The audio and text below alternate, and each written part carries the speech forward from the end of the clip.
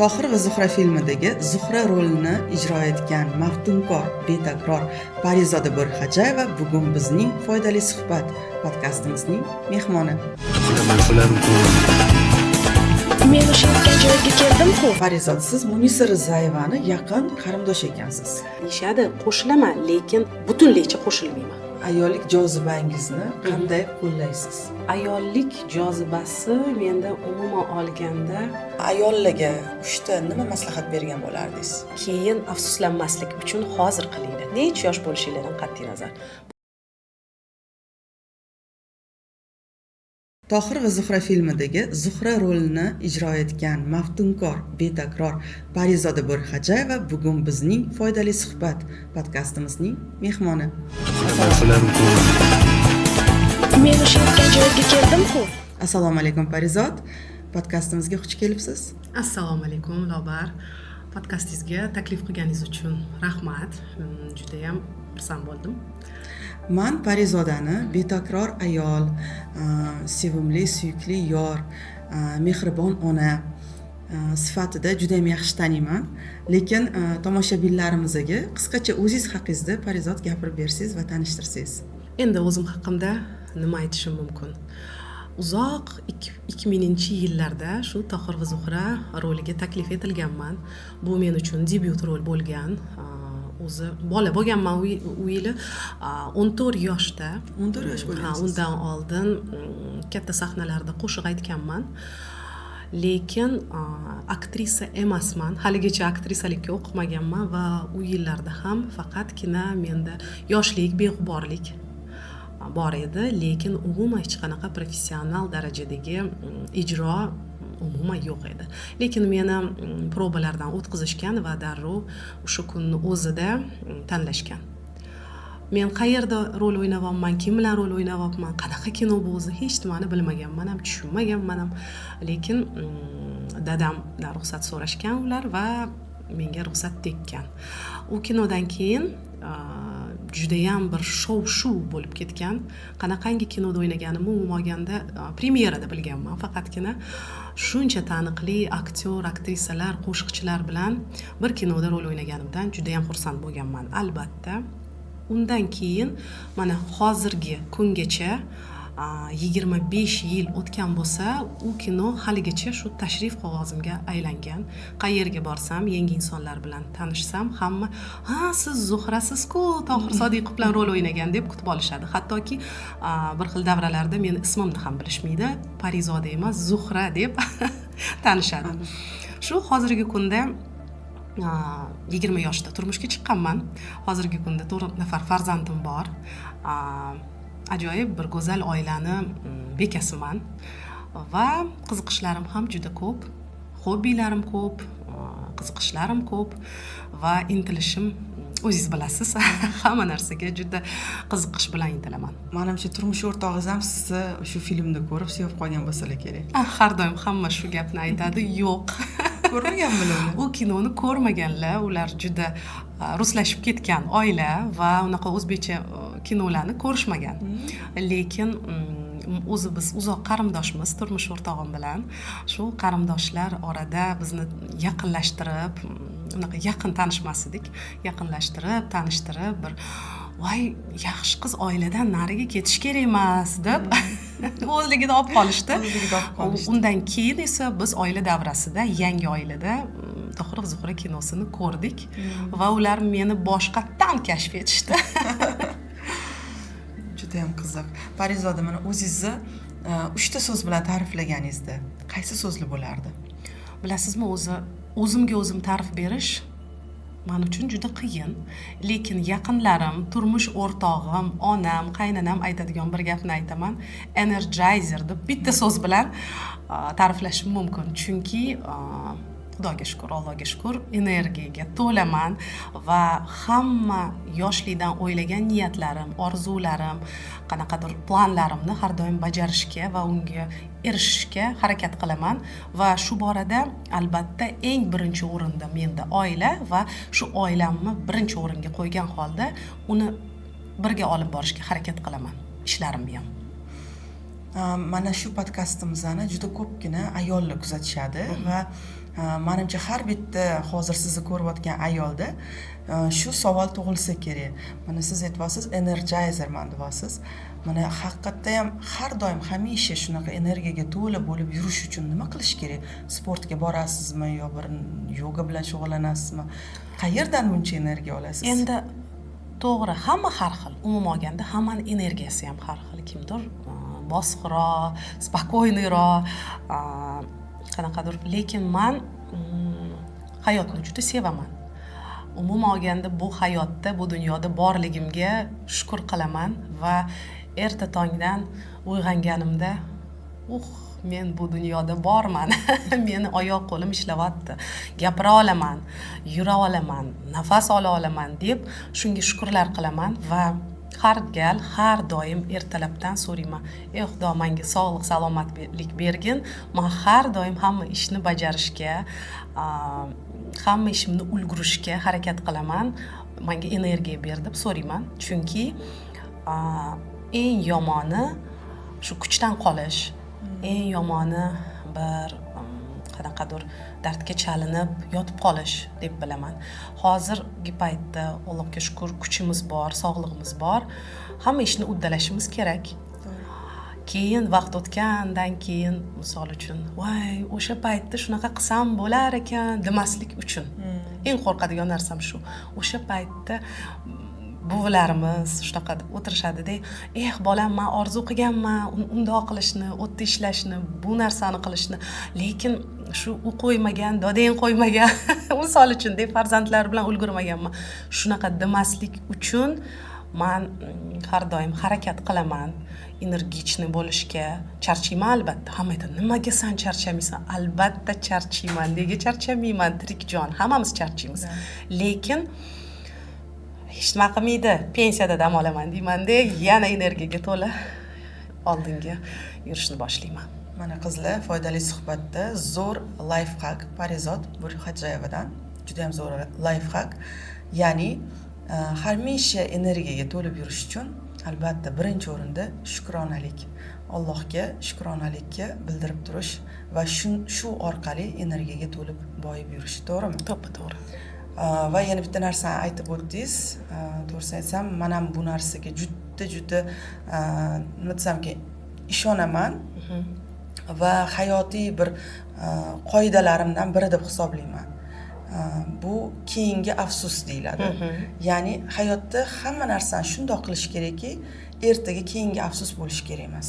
To'g'ri, afsuslanib qolish kerak emas. Va bir nimani qilish uchun hech qachon kech ham emas. Necha yosh bo'lishingizdan qat'iy nazar, 30 yoshmisiz, 40 yoshmisiz, 50 yoshmisiz, 60 yoshmisiz, xohish bormi? Qilish kerak. Voy yo'q, kech deyish bu faqatgina o'zingizga qo'ygan to'siqinglar. Bu kimdir qo'ygan to'siq emas, o'zimizga o'zimiz qo'ygan to'siq. To'g'ri. Parizod, siz bu kimdan hayot davomida xafa bo'lganmisiz? Kimdir balkim bo'yningizni juda ham og'ritgan holatlar bo'lganmi? Albatta bo'lgan. Menimcha hozir bo'lmagan desam yolg'on gapirgan bo'laman, chunki hammamizda bu narsa bo'ladi, bu his-tuyg'ularni bosib o'tamiz, lekin nima deydi, hayotiy tajribadan kelib chiqqan holda bu narsaga o'z energiyamni, o'z kuchimni, o'z asabimni ketkazmaslikni kerakligini tushunganman. O'zi to'g'risini aytsam, unaqa bir ko'p odamdan xafa bo'lib yurmayman men hech qachon. Agar bir qanaqadir muammoli holat bo'lsa, men gapirishni yoqtiraman. Unaqa bir ichimda saqlab, unga qanaqadir g'ayirlik bilan qarashni yoqtirmayman. Undan ko'ra gapirib olganim yaxshi. Bu insonga nisbatan ham, o'zimga nisbatan ham bu to'g'ri deb o'ylayman. Lekin xafa bo'lishdan ko'ra, undan ko'ra o'zingni energiyani, chunki xafagarchilik ham juda ko'p energiyani olib qo'yadi insondan. U energiyani undan ko'ra bir yaxshi narsaga bag'ishlash kerak deb o'ylayman. Shaxsiy brendingiz ustida juda qattiq ishlayapsiz. Har kuni reelslar chiqaryapsiz. Instagram, TikTok, Facebooklarda qiynalib o'zingizni prodvigat qilyapsiz. Lekin sizga zo'r ma'lumot va zo'r shans. Foydali suhbat podkastiga mehmon bo'ling va butun O'zbekiston va butun dunyoga YouTube orqali o'zingizni ko'rsating. Kimligingizni hamma bilsin. Nima bilan shug'ullanishingizni ham hamma bilsin. Va YouTube orqali, podkast orqali juda ham ko'p mijozlarga ega bo'lish imkoniyatidan foydalanib qoling. Buning uchun Foydali suhbat podkastimizning mehmoni bo'ling va men sizlarni hamma qirralaringizni xuddi brilliant kabi ochib, ko'rsatib, namoyon qilib beraman. Foydali suhbat podkastining mehmoni bo'lishni xohlasangiz, mana shu nomer orqali yoziling va keling, kutib qolamiz. Ayollarga 3 ta nima maslahat bergan bo'lardingiz? Ayollarga eng birinchi maslahatim oila bola chaqani bahona qilmanglar. O'zim ayolman va bilaman. Xohlagan ayol albatta o'z hamma orzulariga erishadi. U mumkin emas degan taqdirda ham farzandlardan vaqt qolmaslik hech nima bu to'siq bo'lmaydi. Men buni aniq bilaman. Biz ayollar hamma narsani juda zo'r bajarishimiz mumkin. Shu oldingi savolimizga qaytib, vaqt o'tgan sari keyin afsuslanmaslik uchun hozir qilinglar. Necha yosh bo'lishinglardan qat'iy nazar. Bu birinchisi. Ikkinchisi, ayol kishini Allohim chiroyli, go'zal qilib yaratgan va biz bu go'zallikni saqlab, uni parvarish qilib, shunday yaratib qo'yganman, yuraveraman, shunaqa chiroyliman o'zim emas. Vaqt o'tgan sari uni parvarish qilish kerak. Albatta, hamma narsa, misol uchun biz tuvayda gul uyga olib kelsak, u o'zidan o'zi suv quymasak, parvarish qilmasak, uni qanaqadir bir dorilar qo'yib turmasak, u o'smaydi-ku, o'lib qoladi. Mayli bir oy harakat qilar, o'zini o'stirib, o'zini o'zi qanaqadir kuch berish kerak, lekin undan keyin biz baribir unga qanaqadir parvarishimizni berishimiz kerakmi? Albatta, inson ham, ayol kishi ham xuddi shunaqa. Bir qanaqadir chiroylikkina o'ziga qarab, kosmetologlarga borish deyishmi yoki o'zingizlar uyda misol uchun bir chiroylikkina qilib, harakat qilib parvarish qilasizlarmi? Albatta, chiroyli ko'rinish kerak, chiroyli, sog'lom, ichi ham sog'lom, usti ham sog'lom, ham go'zallikni ham parvarish qilib, buni nima deydi, omonatni chiroylikkina qilib asrashimiz kerak. Shu maslahat, yana nima maslahat berish mumkin? O'zinglarni sevinglar. Bu degani egoizm emas. Men eng zo'riman, men hech nima qilishim kerak emas, menga hech kim xo'jayin emas. Yo'q, bu narsa emas, bu egoizm emas. Albatta, baribir nima desa bo'ladi. Faqatgina misol uchun uy ishlariga berilib, o'ziga qaramasdan jertva bo'lib emas. Uy ishlarini ham qilish mumkin. O'ziga 15-20 daqiqa kuniga, misol uchun yarim soatga bo'lmasa 1 soat ajratish mumkin. 24 soat vaqt bor. Shu maslahatim har doim o'zinglarni qo'yvormanglar. Misol uchun figuraga qarash kerak. Yuzga qarash kerak, ichki sog'lomlikka qarash kerak, asabni to'g'rilash kerak. Bu hammasiga qanaqangi yondashasizlar, bu o'zinglarni xohishinglar, lekin albatta o'zinglarni ham o'ylashinglar kerak. Ayollar o'ziga bog'liq, qanchalik darajada o'zligini shunchalik resurs holatda saqlab qolish. To'g'ri. Farizod, siz yana nimalarga qiziqasiz o'zingiz aslida? Men to'g'risini aytsam, juda ko'p narsaga qiziqaman. Har gal bir yangi qiziqishga qadam bosishdan avval, qanaqadir kurslarga yozilishdan avval onamga qo'ng'iroq qilib, onajon, mana shunaqa ish qilmoqchiman desam, voy dod, endi bitta shu qoldi-ya qizim deyiladi. Lekin mayli, xohlavatsanmi qil qizim deydi. Chunki men umuman olganda juda ham tvorческий insonman. Tvorчество bilan bog'liq hamma narsa menga qiziq. Bu borada qo'shiq aytishmi, rol o'ynashmi, aktrisalik qilishmi, boshlovchilik qilishmi, bir qanaqadir rasmga olib go'zallik yaratishmi yoki uydagi go'zallikni yaratishmi, hovlidagi landshaftlarga bir mehr berishmi, hamma narsani juda qiziqib, astoydildan maza qilib qilaman, to'g'risini aytsam. Menga yoqmaydigan narsa bo'lsa, men qilmayman, qo'l urmayman unga hech qachon. Va hozirgi kunda, misol uchun, men chaqaloqlarni rasmga ham olaman, boshlovchilik ham qilaman, aktrisalik ham qilaman. Qanaqa ulgurasiz shuni hammasiga? Endi bu har kuni qilinadigan ish emas-da, reja bilan qilinsa hamma narsaga ulguraman. Shuning uchun, misol uchun nima desam bo'ladi? Kundan kunga bir yangi narsaga qiziqishim bo'lsa, uni ham qo'ymayman deb, unga ham bir o'qib olgim keladi. Vaqtim bor edi. Mana shu sekretingizni bo'lishing biz bilan Parizod. Ham oilaga, ham bola chaqa, ham turmush o'rtog'ingiz, ham ishingiz, ham boshlovchilik, ham televideniye, ham Instagramingizni тоже, Instagramingizni ham juda aktiv yurg'izasiz. Qanaqa qilib hammasiga ulgurasiz? Bundan oldin aytib o'tganimdek, ayol kishilar hamma narsaga ulgurish mumkin. Faqatgina xohish kerak. Xohish kerak va men hammasini plan qilib olaman. Mana misol uchun syomka bo'lsa, bir kunga kuni bilan syomka bo'lishi mumkin. Qanaqa qilib ulgurasiz? Bolalar qolib ketadi deydi. To'g'ri, yordamchilarim bor. Yo'q demayman. Albatta bor. Lekin misol uchun menda oilada meni ovqatimdan boshqa hech kimning ovqatini yeyishmaydi uydagilar. To'g'ri, buyurtma berish mumkin. Bolalarga buyurtma qilishni yaxshi ko'rishadi, lekin men qarshiman deya olmayman, lekin kamdan kam bu narsaga murojaat qilishga harakat qilaman. Uy ovqati baribir boshqacha, onani mehri bilan qilingan ovqat boshqacha. Shuning uchun misol uchun mana ertaga menda syomkami, bugun demak 2 kunlik ovqat qilaman. Ertaga syomkam bolalar narsasini bir kun oldin tayyorlab qo'yaman. Hammasiga ulgurish mumkin, faqatgina reja bo'yicha qilish kerak. Va har doim men bir 3-4 kun tinmasdan ish olmayman hech qachon. Birinchi o'rinda menda oila va bir kun ishlasam, 1-2 kun uyda ko'proq bo'lishim kerak yoki 1-2 soatga ishga chiqib kelsam ham bolalar bog'cha maktabdan qaytganda men albatta ularni kutib olishim kerak. Chunki men birinchi o'rinda shu oilani bekasiman, onaman, turmush o'rtog'man va hech qanaqa dunyodagi hech qaysi ish, hech qaysi qiziqishim undan ustun turmaydi. Va shunga qaramasdan hamisha go'zal va betakror ko'rinishdasiz. Harakat qilaman, albatta shunaqa kunlari bormi? Hozir yolg'on gapirishim noto'g'ri bo'ladi. Men har doim to'g'ri so'zlik tarafdoriman. Meni Instagramdagi obunachilarim ham buni bilishadi. Siz borligicha ko'rsatasiz, nimaga bekitmaysiz? Misol uchun makiyajsiz ham chiqishingiz mumkin efirga deyishadi. Harakat qilaman tabiiylikka, lekin har bir ayol kishi kuniga 5-10 minut o'ziga qarashga, bundan oldin yana aytib o'tganini yana qaytaramiz. 10-15 minut ajratib, sal o'ziga qarab olish kerak. Bu turmush o'rtoq yoki kimdir uchun emas ayollar. Biz nimagadir adashamiz, yanglishamiz-da. Mana voy mehmonlar kelyapti, men borib o'zimga qarab olishim kerak yoki mehmonlar kelyapti, uyimni yig'ishtirib qo'yishim kerak. Xo'jayinim kelyapti, o'zimga qarab olishim kerak. Yo'q. Ertalab turinglar-da.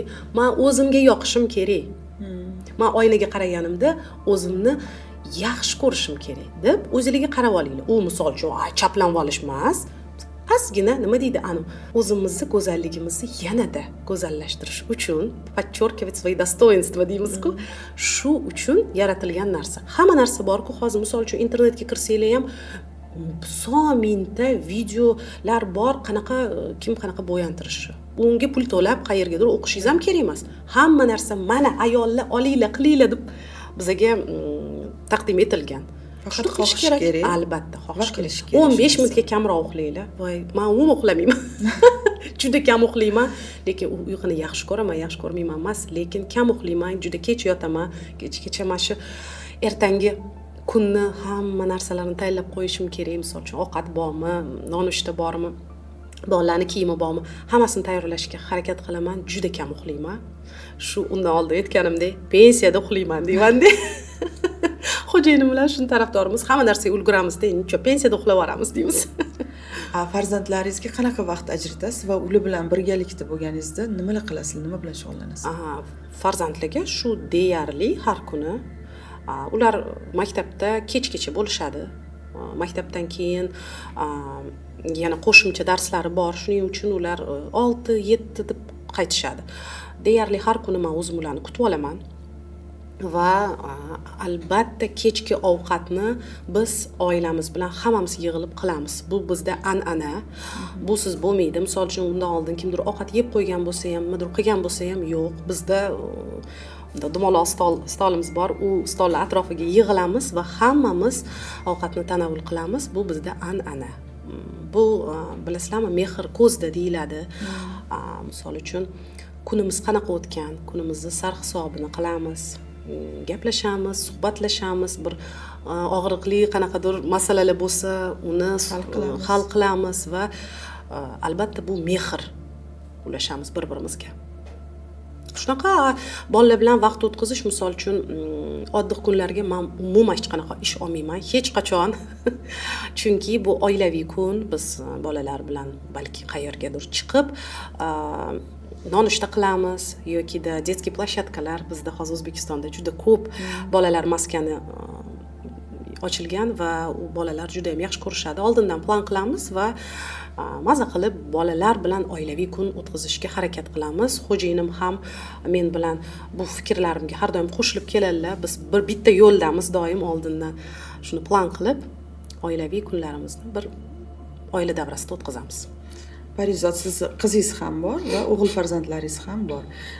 Qiz tarbiyasida va o'g'il tarbiyasida farqi qanday va siz qanday qilasiz bu narsani? Bilasizmi, menga juda ko'p savol berishadi. Endi ko'p farzand onasi bo'lganim uchun farzandlarni tarbiyasi bo'yicha bir maslahat bering deb. Bu juda qiyin masala, chunki o'zingiz ham ko'p farzandning onasisiz, bilasiz. Farzand tarbiyasi bu ming yillab oxirigacha qanaqadir o'rganilmagan masalada. Har bir farzandga qiz bola bo'ladimi, o'g'il bola bo'ladimi, qanaqadir individual yondashuv, hammani nima deydi, xarakteri har xil va hozirgacha meni qizim 18 yosh bo'lsa, bu balog'at yoshi va oson bo'lmayapti, to'g'risini aytsam. Va buni tarbiyasida har kuni har xil, misol uchun bir kuni bir yumshoqlik bilan, bir qanaqadir shu yumshoqlik bilan yondashsangiz, boshqa kuni sal qattiqqo'llik ham kerak. Chunki bir juda ham hozir zamonaviy psixologlarning aytishi bo'yicha bolalarni qanaqadir o'ziga qo'yib qo'yish kerak, ularni shaxsiy nima deydi, chegaralari bo'lishi kerak deyshadi. Qo'shilaman, lekin butunlaycha qo'shilmayman. Qanaqadir to'g'ri, ularning gapida ham jon bor, lekin butunlaycha qo'shilmayman. Baribir bolalarni kontrol qilish kerak. Hozir zamonni o'zingiz bilasiz. Baribir odam qo'rqadi. Shuning uchun qanaqadir bir me'yorini ushlab turish kerak deb o'ylayman. O'g'il bolalarda esa sal qattiqqo'llik ko'proq va ularni mehnatga ko'proq o'rgatish kerak deb o'ylayman. Chunki erkak kishiga 1000 ta hunar ham kam. Albatta hamma narsani eng zo'rini berishga harakat qilamiz, eng yaxshi maktablarda o'qitishga harakat qilamiz. Misol uchun hech nimadan qiynalishmaydi, lekin shu o'rinda albatta mehnatga ham o'rgatish kerak. Biz har kuni darslarini tekshiramiz, xo'jayinim kerak bo'lsa dars ham qiladilar ular bilan, chunki bir shunaqa gap aytdi o'g'lim. Ona, nima qilaman men unaqa o'qib, yaxshi baholarni qiynalib olibdi, baribir misol uchun mana adam va biznesi kimga o'tadi dedi. Men qoyil qoldim-da, 11 yoshli o'g'lim mana 2 kun oldin menga shu gapni aytdi. Biz uni urishayotdik. Nimaga darslarni qanaqadir yaxshi qilmayapsan, beparvo bo'lasan. Keyin men unga tushuntirdim. Xo'p, dadangni ishlari senga o'tadi ham deylik, xudo xolasa.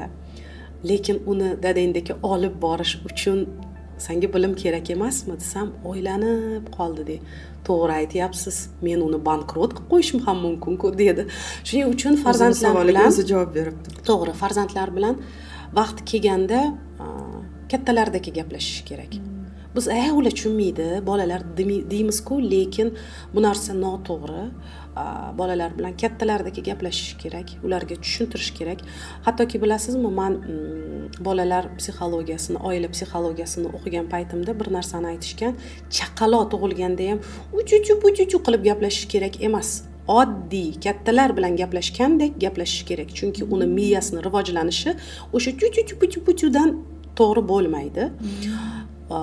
rivojlanib yaxshi gapirishi uchun ham miyasi yaxshi ishlashi uchun ham kattalardek gaplashish kerak. Normal holatda gaplashish kerak, unaqa tyu-tyu qilmasdan. Va yana bir gap bor, bolalarni tarbiya qilma, o'zingni tarbiya qil degan gap. Misol uchun oilada er-xotin urushadimi, janjallashadimi, qanaqadir gap talashishadimi, bilinglar buni bolanglar hammasini o'ziga shimvoyapti. Voy tushunmaydi, kichkina bu 2 yoshku, 3 yoshku deysizlar, lekin hammasini ertaga sizlarga mana shundoq bumerang qilib, mana qilib qaytarib aytadi. Vaqt keladi, bir misol uchun 2 yosh, 3 yosh, 4, 5 yoshda gapirmas, lekin keyin siz odamga shunaqa degansiz-ku yoki siz oyimga mana shunaqa degansiz-ku, mana qanaqa aytdi. Bir-biri bilan ham gaplashishda siz o'zingizni tanib olishingiz mumkin. Shuning uchun to'g'ri, har xil muammolar bo'ladi oilada, lekin farzandlarning oldida emas. To'g'ri. O'zingizlarning ishingizlar boshqa bir xonada kelishib, gaplashib, lekin farzandlarning oldida umuman hech qanaqa muammolarni, er-xotinlarning muammosi hal bo'lishi kerak emas. O'zingizlarni qanaqangi tutsanglar, farzandinglar xuddi shunaqa tutadi o'zini va misol uchun oilada mehr, muhabbat, qanaqadir bir-biriga ko'maklashish bo'lsa, farzandlar ham bir-biriga, keyin ular bo'lajak oilasida ham xuddi shuni ko'rsatadi. Va siz misol uchun mana biz er-xotin qaynatamga, mani onamga, otamga qanaqangi munosabatda bo'lsak, ular ham bizga keyin shunaqa munosabatda bo'ladi. Hamma narsani o'ylashimiz kerak. Bu hammasi qaytadi deymiz-ku, to'g'ri qaytadi, lekin mana farzandimizdan qaytadi, bizni yonimizdagi farzandlarimizdan, oldimizdagi insonlardan qaytadi. To'g'ri. Parizod, hayotingizda chin do'stingiz bormi? Albatta bor. O'zi onam mani do'stim, chunki onam hamma qiladigan ishimda mani qo'llab-quvvatlaydilar har doim. Bir vaqt kelganda aytadilarki, "Voy, ichimdagini qilding, men xohlagan narsamni qilding" deb ham aytadilar. Lekin har doim aytadilar, oilang qolib ketmasin. Baribir hammasi tarbiyadan-da. O'sha onamdan eshitganimni misol uchun men hayotimda qo'llagan bo'lsam kerak deb o'ylayman. Lekin bundan tashqari do'stlarim ham bor. Yo'q emas. Bitta do'stim bor, 25 yildan beri dugonamiz, 14 yoshimizdan to'g'rirog'i. Va u dugonam meni jon u dilim. Misol uchun u bilan bir oy gaplashib, endi bir oy emas, bir hafta 10 kun gaplashmasligimiz mumkin, lekin shunda 5 minut ichida ichimizni bilamiz va qanaqadir og'riqli nuqtalarda u meni sezib qo'ng'iroq qiladi, men unga qo'ng'iroq qilaman. Shunga shu o'rtog'im borligiga shukr. Oilaviy do'stimiz, xo'jayinlarimizni ham tanishtirib qo'yganmiz. Ular birga futbol o'ynashadi. Shuning uchun vaqt kelganda yig'ilib ham turamiz va bizning uyimizda mehmon ham bo'lishadi. Bir juda ham ajoyib insonlar, juda ham yaxshi ko'raman u insonni. Undan tashqari 10 yil, 15 yil mobaynida do'st bo'lgan dugonalarim kam emas. Ko'p deya olmayman-ku, lekin ajoyib, chin yaxshi insonlar. Parizod, men bilaman, siz sayohat qilishni ham juda yaxshi ko'rasiz. Juda yaxshi ko'raman. Qaysi davlatlarda bo'lgansiz va balkim qanaqadir sayohat sohasida qanaqadir yaxshi ko'rgan направленияларingiz bormi? Ha, misol uchun men juda ko'p davlatda bo'lganmiz xo'jayinim bilan. Xo'jayinim juda ham sayohatni yaxshi ko'radilar va biz juda ham topishganmiz ikkalamiz. O'zimiz shunday plan qilib olamiz va qanaqadir bir kimdirni ko'magisiz ham bilet olib uchib keta olamiz. Men aytmoqchimanki, qanaqadir tur firmalar siz ham qila olamiz bu narsani.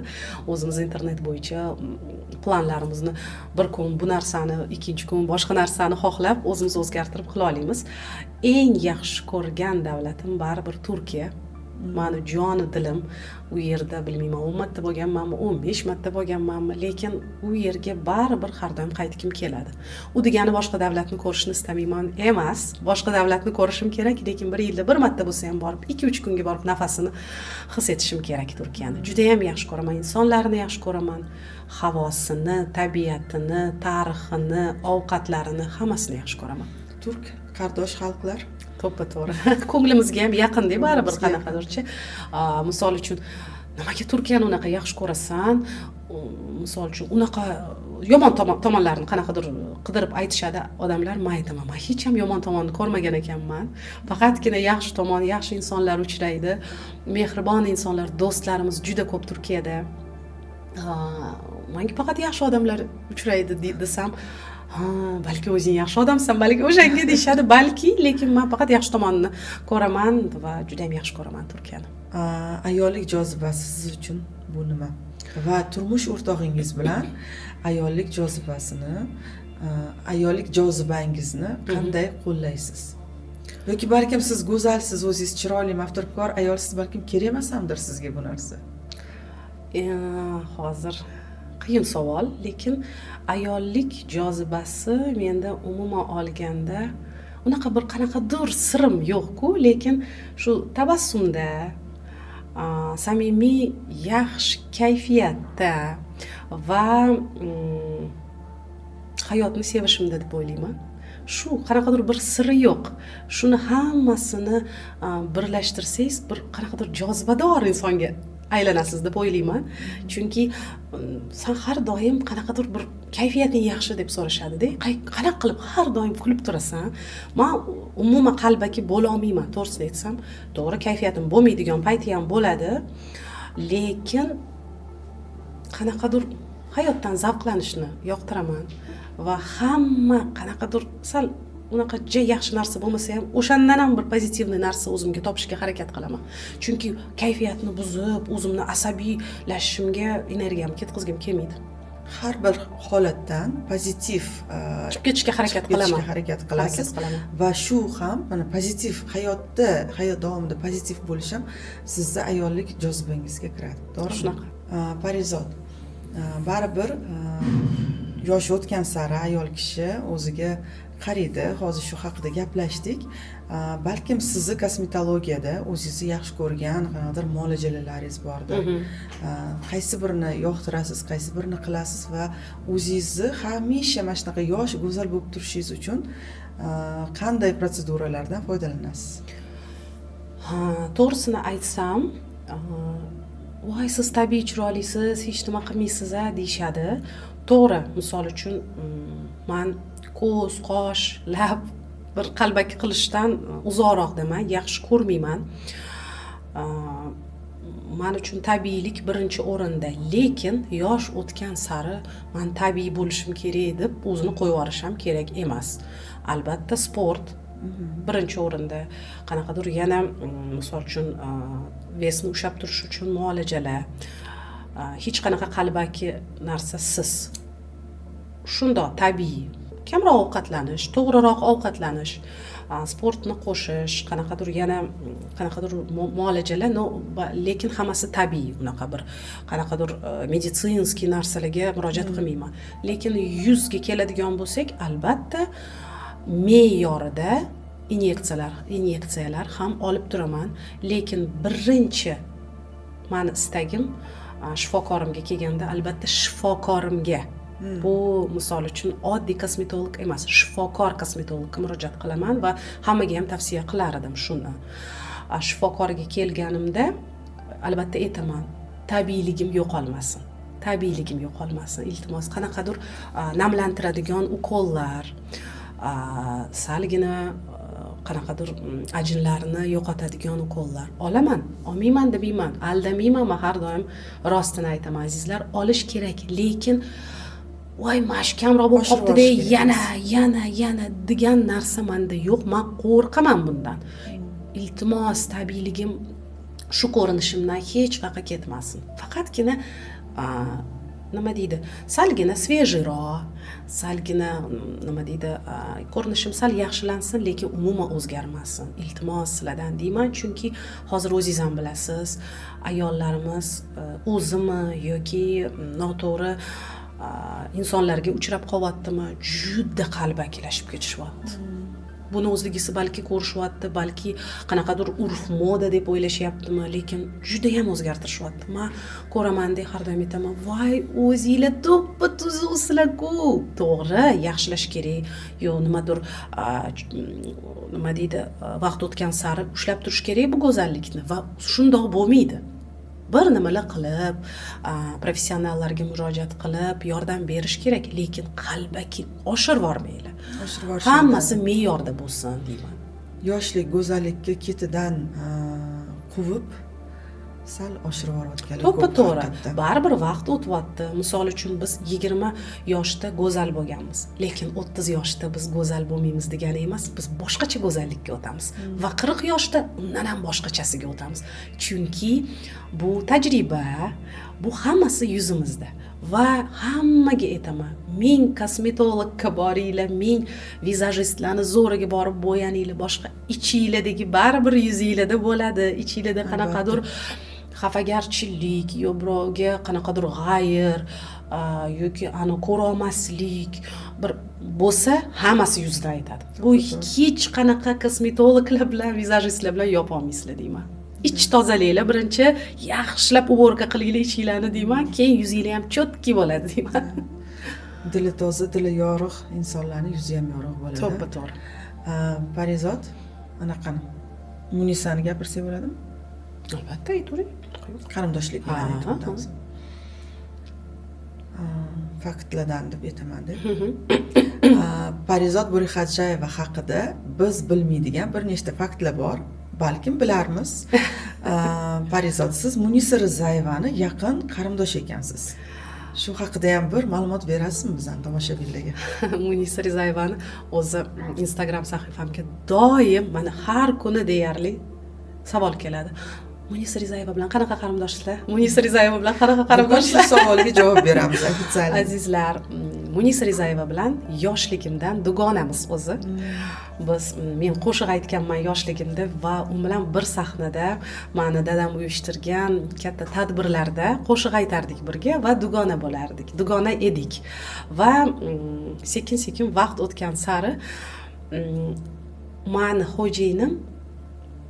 xo'jayinimni ammalarini qizi Munisa Rizayeva. Ular Munisani akasi meni xo'jayinim bo'ladilar, dvoyurodniy akalari.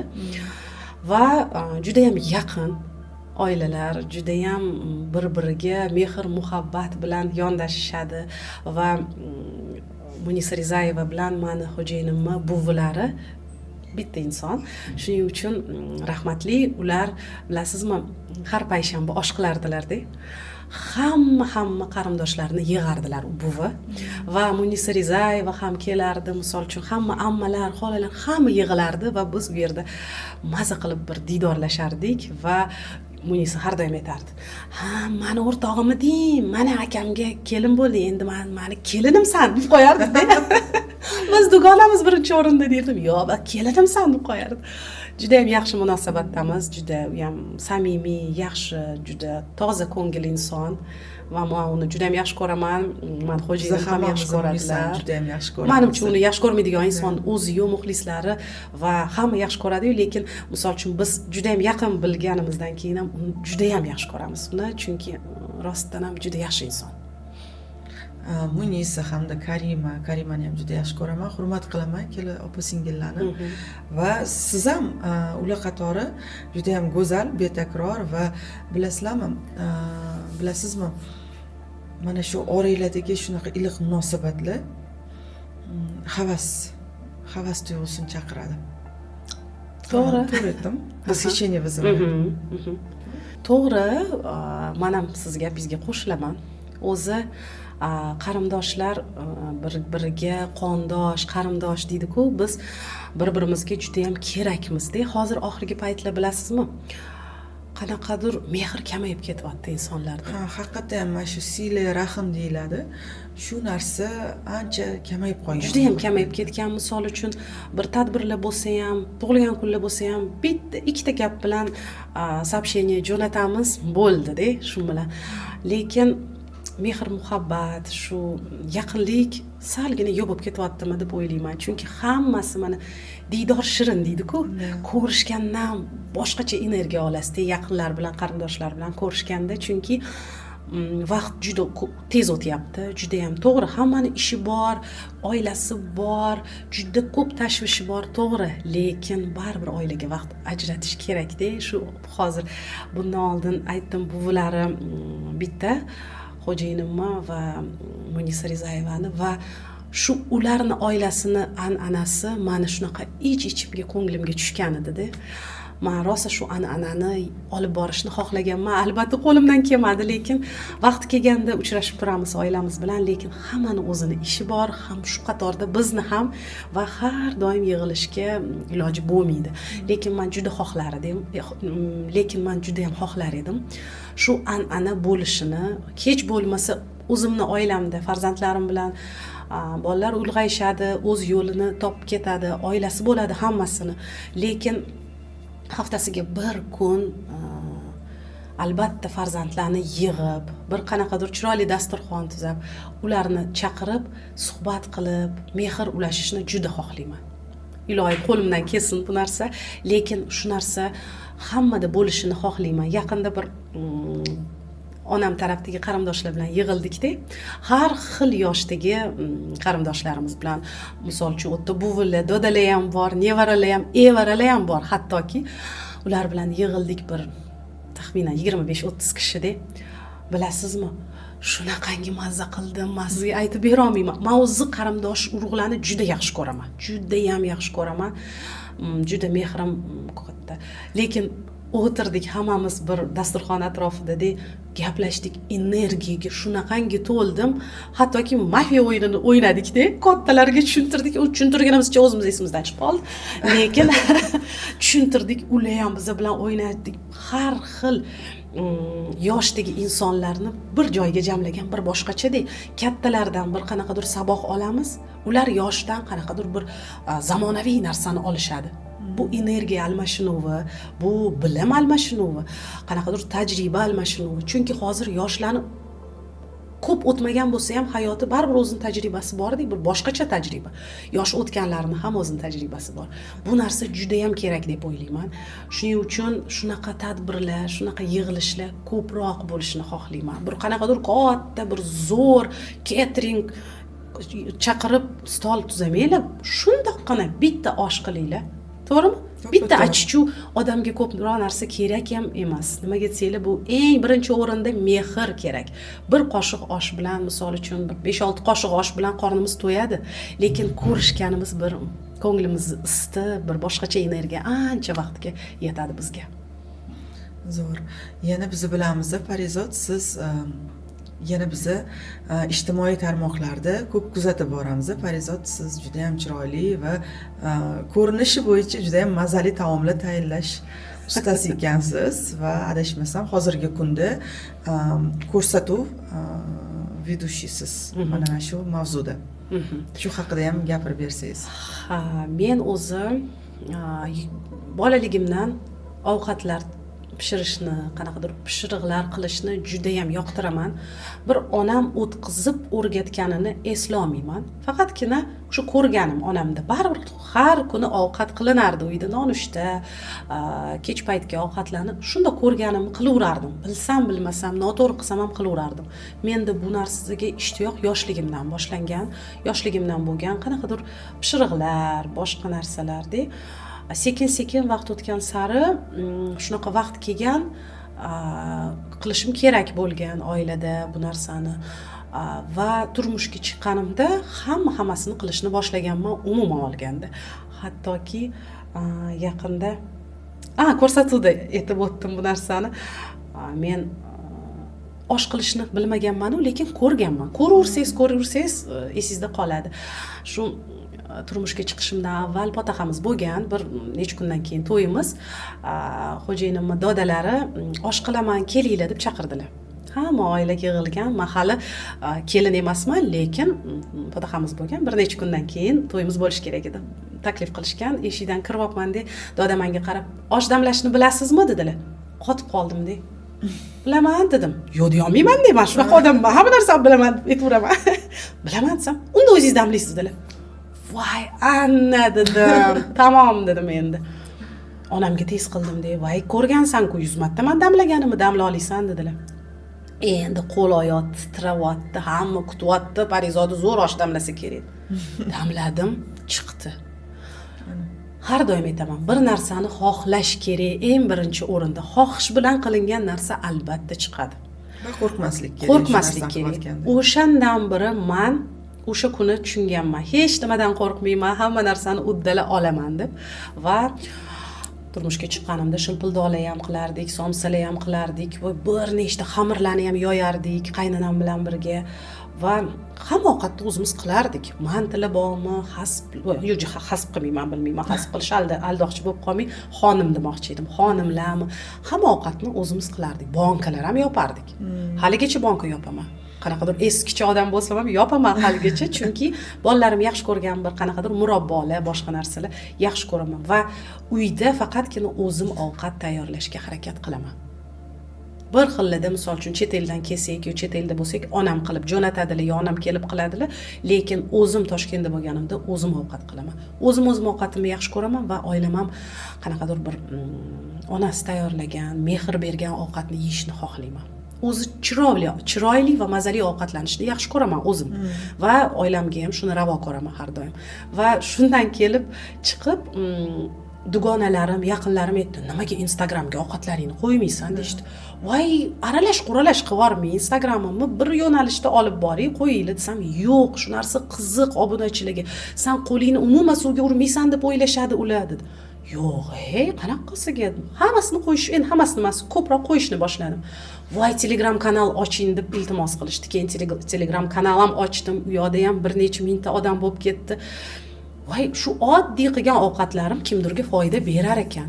Shunaqa ko'p rahmat eshitibman hozirgi kunda, o'zim ham kutmagandim bu narsani. Voy, rahmat, shunchalik ilinganingizga qildik, rostdan ham sekretlari bilan etarkansiz, zo'r chiqdi deb foto otchotlar ham jo'natishadi. Bu birinchi qadam. Undan keyin shu chef-book ko'rsatuviga taklif qilishdi meni. Shahzoda Buhamedova bilan birgalikda boshlovchilik qilyapmiz. Hozirgi kunda juda ham xursandman bu proyektga kelganimdan, chunki ovqat qilishni yaxshi ko'raman, bu meni joni dilim va bu narsa orqali misol uchun insonlarga bir yaxshi kayfiyat ulashish, ham yaxshi kayfiyat, ham foydali bir taom ulashish men uchun juda ham xursandchilik. Menimcha Shahzoda Muhamedova va siz bilan birgalikda oshxonadagi duetinglar juda ham chiroyli chiqyapti. Hammamizni kuzatib boryapmiz. My5 telekanalida, to'g'rimi? My5 telekanalida chef-book loyihasi juda ham bir yorqin proyekt. Shahzodani o'zingiz yaxshi bilasiz, u juda ham oqko'ngil inson, pozitiv inson, energiyaga to'la inson va u insondan ikkita bo'lib qoldi endi. Endi bizni to'xtatib bo'lmayapti bu proyektda. Hoy, olishimiz kerak. Bo'ldi, keyingisini olishimiz kerak deyshadi deb bolalarimiz. Anaqalar syomочный komanda. Bo'ldi qilinglar. Biz juda ham bir-birimizga to'g'ri keldik. Bu har doim ham bo'lmaydi. Men ko'p partnyorlar bilan ishlaganman televideniyada. Hamma partnyorlarim o'z yo'nalishi bor. Erkak partnyorlar bilan ko'proq ishlaganman va juda ham ko'p narsa o'rgatgan menga har bitta partnyorim. Lekin Shahzoda bir o'zgacha, bir boshqacha dunyo va u bilan ishlash juda komfortli menga. Juda ham bir men maza qilib boraman. Xohlab boraman bu ishga. Zo'r. Mana Parizod, siz nima deb o'ylaysiz? Mana hozir o'zingiz blogersiz. Blogerlar bilan ishlayapsiz.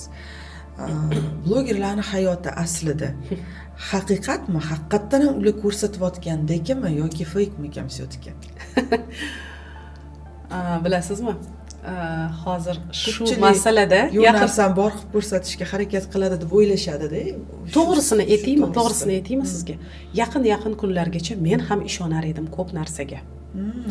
Chunki misol uchun hamma blogerlarni ham ichki dunyosini, misol uchun oilasini yaqindan tanimasligim mumkin edi-da va sekin-sekin ko'plar bilan tanishasiz, ko'plarni ko'rasiz, eshitasiz, bilasiz.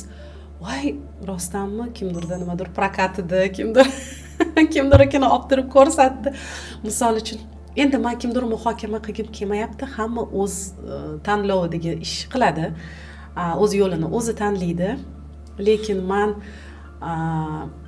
to'g'ri so'zlik, to'g'ri harakat va rostgo'ylik tarafdoriman. Nima bo'lsa ham. Misol uchun qanaqadir bir axvat uchun, bir prosmotr uchun, bir million uchun o'zimni sha'nimga dog' tushirib qo'ygim kelmaydi. to'g'ri, mana misol uchun antam borib bitta Mercedes qo'yib, voy, menga sovg'a qildi xo'jayinim desam, million bo'lib ketadi-da. Hech kim bilmas balki, aldaganimni. Lekin o'zimchi, voy, qanaqa uxlaymanmi, men uxlay olmayman, tamom bo'laman. Men shunaqa odamman. Yolg'on gapirish juda qiyin narsa. Men uchun meni nima deydi? Menga to'g'ri kelmaydi. Mayli undan ko'ra prosmotrim bo'lmasin. Mayli unaqa video olmay, kamroq podpисчигim bo'lsin, lekin mayli, menga ishonsin odam. Nimaga desangiz, men shuncha yil mobaynida o'zimni nima deydi, shunaqa ko'rsatganman. Rostini aytishimni bilishadi, to'g'ri so'zligimni bilishadi va bor narsani ko'rsatishimni bilishadi. Bittada aldab qo'yib, men hamma shu yiqqan obro'yimni bir kunda tamom qilib qo'yishdan ham qo'rqaman. Xohlamayman, menga kerak emas. Lekin ijtimoiy tarmoqlarda ham 5 qo'l barobar emas. To'g'ri, har xil. Hamma o'zini yo'li bor. Hammasini o'zini yo'li bor va ular o'zi uchun shuni to'g'ri deb bilishadimi? Ularning yo'li, ularning hayoti vaqt kelib ular ham tushunib qolar. Balkim. Uni muhokama qilish bizga emas-da, noto'g'ri deb o'ylayman. Balkim. Va Parizod, yana bitta savol sizga. Parizod, yana bitta savolim bor sizga. Menimcha hamma kelinlarni qiziqtiradigan savol. Qaynanangiz bilan juda ham bir boshqacha iliq, do'stona munosabatdasiz. Qanaqa berishgansiz bu narsaga? Voy, shunaqa ko'p savol keladi. Bizda qaynana bilan kelin temasi juda aktual O'zbekistonda. Mentalitetimizga shu narsa to'g'ri keladi-ku, lekin bilasizmi, hammaga endi bitta obunachimga javob berish ham qiyin-da. Hozir mana ko'rishsiz shu podkastni javob beramiz. Instagramga kesib qo'yaman, azizlar. Aziz va ajoyib, chiroyli, go'zal kelinlarimiz. Qaynana bilan yaxshi munosabat bu bir kunlik ish emas. Mana Lobar, o'zingiz bilasiz, vaqt kelganda, mana hozir biz ham katta bo'lib qoldik-da, anchagina. O'zimizni onalarimiz bilan vaqt kelganda chiqishmay qolamiz. Yo, sizda bo'lmaydimi? Bo'ladi. Menda ham bo'ladi. Gap talashib qolamiz, to'g'ri. Lekin bu narsa noto'g'ri emas. Hammani o'zining fikri bor. Hammani o'zining dunyo qarashi bor. Lekin qaynanalar bilan nimaga oson bo'lishi kerak? Yo'q, oson bo'lmaydi. Umuman ayol kishi, mana qiz bola narsa, o'zini oilasidan, o'zini qonun qoidalari bor o'zini oilasidan umuman begona oilaga kelib qolsa. Qanaqa qilib, voy, bir kunda hamma bir-birini xarakterini yaxshi tushunib olib, zo'r yashab ketish mumkin. Bu fantastika, azizlar. Bu bo'lmaydi. Yo'q, hech qachon, hech qayerda. Bu narsa, men aytaman, bu narsa katta mehnatni talab qiladi. Er-xotinni bir-biri bilan munosabati ham, kelin qaynana bilan munosabati ham bu juda katta mehnatni, vaqtni talab qiladigan narsa. Yangi oilaga keldingizmi, u yangi oilaning qonun qoidalari bilan tanishish kerak.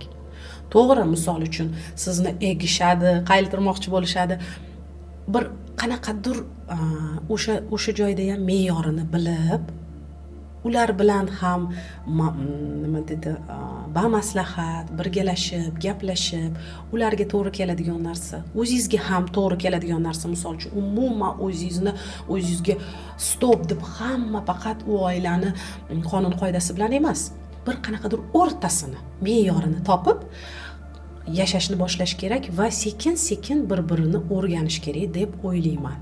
Va qaynana ham misol uchun yomon bo'lsin demaydi, u o'zini, o'g'lini, hayotini, baxtini o'ylaydi albatta. To'g'ri, endi har xil qaynanalar bor. Lekin meni qaynanam haqida gapiradigan bo'lsak, ularning ham o'zlariga yarasha xarakterlari bor, bir talablari bo'lgan, har doim bir o'zlarini qonun qoidalari bo'lgan va oson bo'lmagan. Ularga ham oson bo'lmagan, menimcha bir begona joydan qiz kelib qoldi, ularga ham oson bo'lmagan.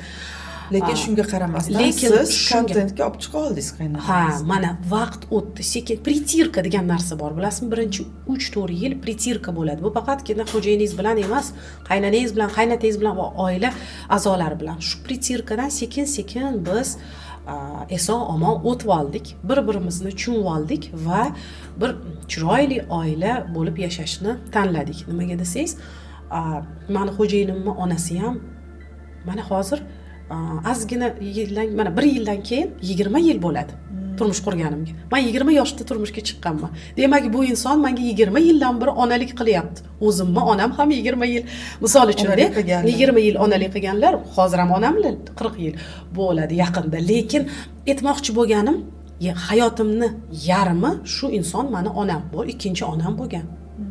Ikkinchi onam qilib qabul qilganman va bundan hech qayerga qochib qutula olmaymiz, azizlar. Bu bizni onamiz va buni qabul qilishimiz kerak.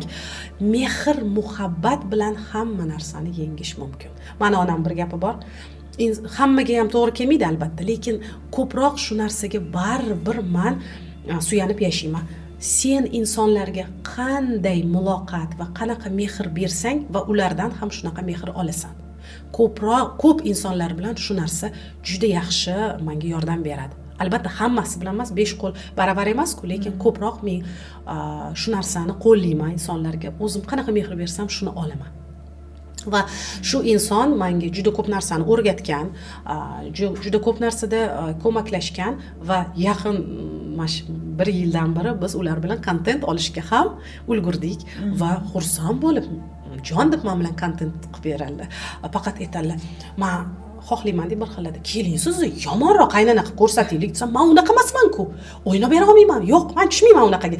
Men ularni boricha ko'rsatsam, hamma voy, siz qaynanangiz yaxshi deb, bizaniki undoq, sizga вам повезло deyshadi. Lekin unaqa vaqtga kelganimizgacha ham oson bo'lmagan. Ani suv loyqalanib, keyin toza bo'ladi. Hech qachon bir kunda erishmagan hech kim baxtli bir qanaqadir hayotga. Sekin-sekin mehnat orqasidan hammasidan rohat bo'ladi oxirida. Shaxsiy brendingiz ustida juda qattiq ishlayapsiz. Har kuni reelslar chiqaryapsiz. Instagram, TikTok, Facebooklarda qiynalib o'zingizni prodvigat qilyapsiz. Lekin sizga zo'r ma'lumot va zo'r shans. Foydali suhbat podkastiga mehmon bo'ling va butun O'zbekiston va butun dunyoga YouTube orqali o'zingizni ko'rsating. Kimligingizni hamma bilsin. Nima bilan shug'ullanishingizni ham hamma bilsin.